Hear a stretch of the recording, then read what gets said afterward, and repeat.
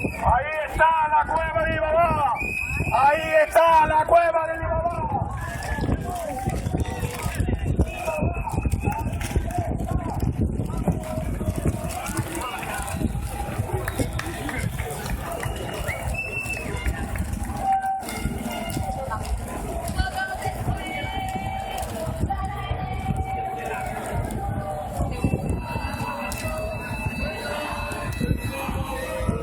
El estatus que tenía.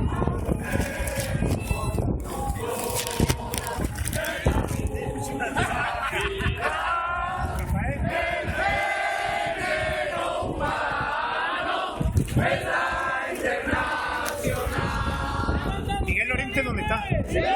Pues está allí donde el País Valenciano, un poco por allí.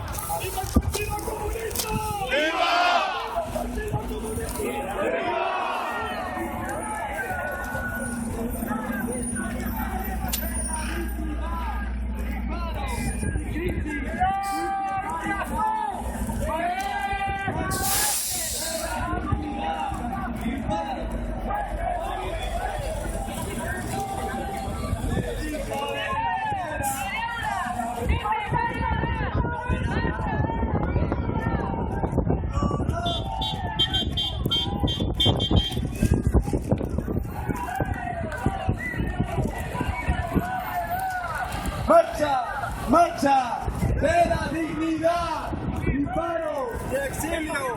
¡Sin precariedad! ¡Marchas! ¡Marchas! ¡De la dignidad! ¡Que viva la lucha de la clase obrera!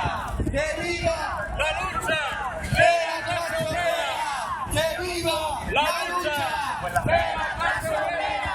¡Que viva la lucha de la clase obrera!